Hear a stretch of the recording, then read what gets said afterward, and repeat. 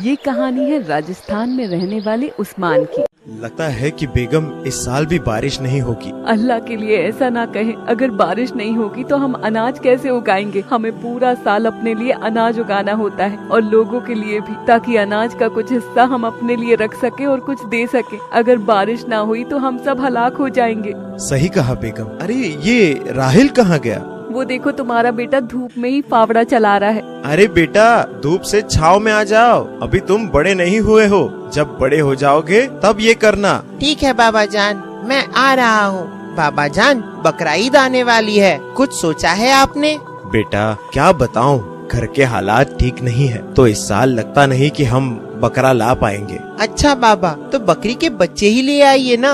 हाँ ठीक है बाबा, इतना तो मैं कर ही सकता हूँ। अगले दिन उस्मान 2 बकरी के बच्चे लेकर आता है। राहिल, राहिल कहाँ हो? देखो देखो, मैं तुम्हारे लिए क्या लेकर आया हूँ। अरे वाह बाबा जान, आप तो मेरे लिए बकरी के बच्चे लेकर आ गए। आपका बहुत बहुत शुक्रिया। मेरा बेटा किसी चीज के लिए कहे और मैं वो ना पूरा कर सकूं, ऐसा तो हो ही नहीं सकता। अम्मी जान देखो ना, बाबा जान ने मेरी हसरत को पूरा कर दिया। अल्लाह ताला मेरे बाबा की हर तमन्ना को पूरा करे। हर एक माँ बाप को तुम जैसा बेटा दे अल्लाह। कितना प्यारा है मेरा बेटा। राहिल बकरी के बच्चों के साथ पूरा दिन खेलता और उनसे बातें करता और उन्हें हरे हरे पत्ते खिलाता। अम्मी जान, मैं इनका क्या नाम रखूं? बेटा खुद ही सोचो, तुम क्या नाम रख सकते हो। अम्मी जान, तो मैं एक का नाम शेरा और एक का नाम टाइगर रखता हूँ। ठीक है बेटा, जैसा तुम चाहो। वक्त कैसे पंख लगाकर उड़ जाता है पता ही नहीं चलता। चलो शेरा, बहुत दिन हो गए, आज हम लोग जंगल चलते हैं और वहाँ पर आम के पेड़ है। हम मजे से तीनों आम खाएंगे। बेटा वहाँ नहीं जाना, वहाँ तो टूटा हुआ पुल पड़ता है। रास्ते में वो नदी बहुत तेज बहती है। अल्लाह ना करे कुछ हो गया तो मैं क्या करूँगी? अरे अम्मी जान, आप फिक्र ना करिए, मेरे साथ साथ मेरे दोनों भाई लोग हैं ना, मुझे संभालने के लिए। राहिल, शेरा और टाइगर जंगल के लिए जाते हैं। रास्ते में पुल पड़ता है जिसके नीचे नदी बहुत तेज बह रही होती है। अरे टाइगर, शेरा, ये नदी का बहाव तो बहुत तेज है और ये पुल भी काफी पुराना लगता है। क्या हमें वहाँ जाना चाहिए? अरे मुझे तो आम के नाम से मेरे मुंह में पानी आ रहा है। मैं तो भाई जाकर ही रहूंगा। तुम दोनों जाओ या ना जाओ। अरे शेरा, जिद ना करो, अम्मी जान ने जाने को मना किया है, इसीलिए तुम दोनों की जिम्मेदारी मुझ पर है। शेरा दोनों का कहना नहीं मानता और पुल की तरफ बढ़ने लगता है। पुल काफी पुराना होता है जो आवाज करने लगता है। शेरा के वजन से शेरा आगे बढ़ता है। शेरा वापस आ जाओ, वहाँ जाना खतरे से खाली नहीं है। शेरा राहिल का कहना नहीं मानता और आगे बढ़ता जाता है। तभी शेरा कुछ दूर चलने के बाद पुल की टूटी हुई लकड़ी पर पैर पड़ता है, जिससे शेरा नीचे गिर जाता है। शेरा चिल्लाते हुए, मुझे बचाओ, टाइगर, राहिल। शेरा पानी में गिर जाता है। नदी का तेज बहाव होने के कारण शेरा बहुत दूर चला जाता है। टाइगर और राहिल जोर जोर से रोने लगते हैं। मेरा प्यारा शेरा, मैंने मना किया था, फिर भी तुमने मेरा कहना नहीं माना। मैं अम्मी जान को अब क्या जवाब दूंगा? टाइगर, अब बताओ ना, हम अपने भाई को कैसे वापस लाएंगे? उसको तो हमने खो दिया, अब मैं अम्मी जान और बाबा जान को क्या मुंह दिखाऊंगा? या अल्लाह, मेरे शेरा को वापस लौटा दे। मैं अब रोज नमाज पढ़ूंगा और तेरी इबादत करूंगा। वो दोनों काफी घंटों पुल के पास रोते रहते हैं। शाम हो जाती है। टाइगर बकरा रोते हुए, माँ चलो राहिल, माँ अब कोई फायदा नहीं है माँ यहाँ रुकने का। माँ दोनों घर के लिए रवाना होते हैं और घर पहुंचते हैं और दरवाजा खटखटाते हैं। अरे राहिल बेटा, तुम आ गए? और शेरा कहाँ है? तुम लोग भीगे क्यों हो? राहिल बेटा जवाब दो, मेरा दिल बैठा जा रहा है। क्या हुआ? मेरा दूसरा बेटा शेरा कहाँ है? तभी राहिल कुछ नहीं बोलता और अम्मी से जाकर लिपट जाता है और रोने लगता है। क्या हुआ बेटा, तुम रो क्यों रहे हो? अम्मी जान, मुझे माफ कर दीजिए, हमने आपका कहना नहीं माना। आपकी नाफरमानी की जिसकी हमें सजा मिली। क्या हुआ बेटा, बताओ जल्दी मुझे। अम्मी जान, आपने मना किया था ना कि उस पुल की तरफ ना जाना। मैंने शेरा को भी मना किया था कि अम्मी जान की नाफरमानी नहीं करनी है, लेकिन वो आम के लालच में पुल को पार करने की हसरत करने लगा। सारी गलती मेरी है, मैं उसको रोक ना सका। मैंने उसके मन में आम का लालच भर दिया था।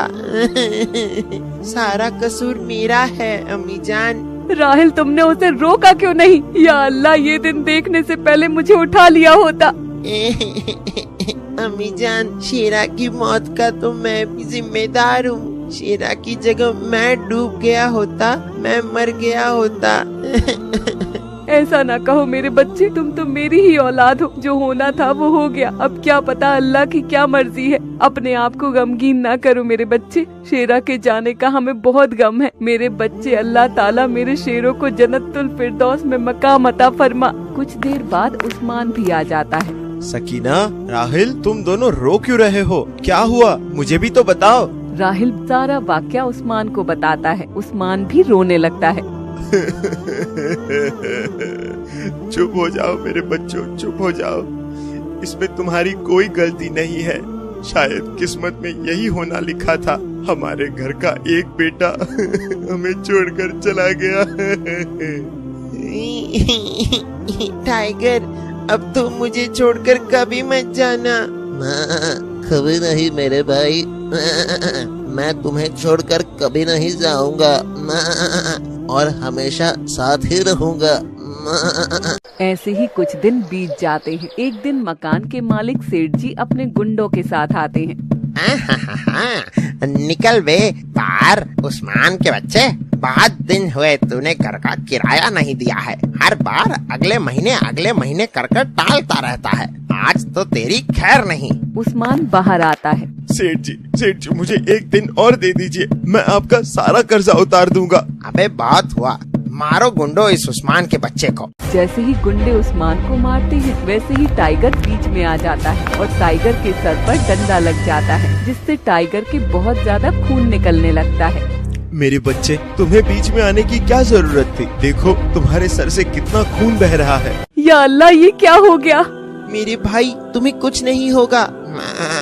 बाबा जान, आप मुझे बेच दीजिए ताकि आपकी गरीबी दूर हो जाए और इस सेठ का कर्जा भी अदा हो जाए। इस जानवर से कुछ सीखो उस्मान। कल के कल मुझे अपना कर्जा चाहिए। इस बकरे को बेचो और मेरा कर्जा अदा करो। ये कहकर सेठ जी और उसके गुंडे चले जाते हैं। बाबा जान, मेरे टाइगर, तुमने अपनी जान जोखिम में डाली और तुम्हें कुछ हो जाता तो मैं जी नहीं पाता। पहले ही तुम्हारा भाई हमें छोड़कर जा चुका है। मैं तुम्हें खोना नहीं चाहता। बाबा, आप मुझे बेचकर अपना कर्ज उतार दीजिए। बकरा ईद भी आने वाली है, कोई अच्छी कीमत मिल जाएगी आपको मेरी।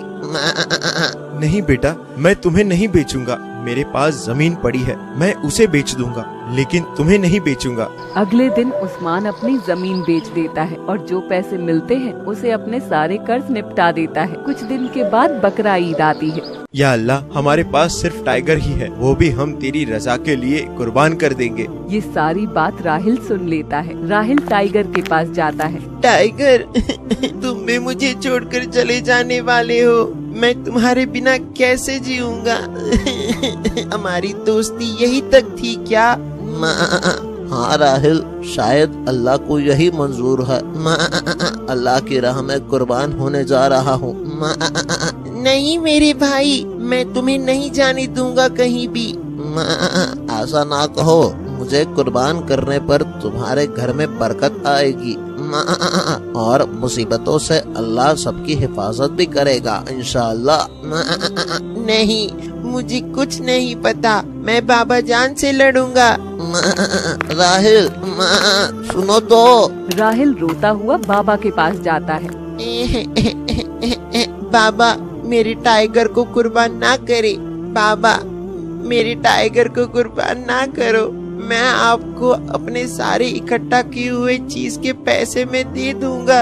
अल्लाह के लिए मेरे टाइगर को मुझसे जुदा ना करो बाबा। ये सुनकर उस्मान की आंखों से आंसू निकल पड़ते हैं। बेटा ऐसा ना कहो, मैं भी नहीं चाहता कि टाइगर हमसे जुदा हो, लेकिन अल्लाह का फरमान है, उससे तो हाल में पूरा करना ही होगा। काश हमारा शेरा साथ होता तो एक तो हम अल्लाह की राह में कुर्बान कर देते। बाहर दरवाजे पर शेरा खड़ा होता है और सारी बातें सुन रहा होता है और अंदर आता है। या अल्लाह, ये मैं कोई सपना देख रहा हूँ क्या? नहीं राहिल, ये हकीकत है। अल्लाह ने मेरी जान बचाई है एक फरिश्ते के जरिए। अब मैं समझा सारा माजरा। अल्लाह ने मुझे फिर से एक नई जिंदगी दी है, क्योंकि तुम एक सच्चे और नेक बच्चे हो। अल्लाह को सच्चे बच्चे पसंद आते हैं, इसीलिए वो तुम्हें रोता देख नहीं पाए। इसीलिए मेरा आना अल्लाह की एक नेमत में से एक है। चलो अब टाइगर को जाने दो खुशी खुशी, वो अल्लाह के घर जाकर बहुत खुश रहेगा। ठीक है मेरे भाई।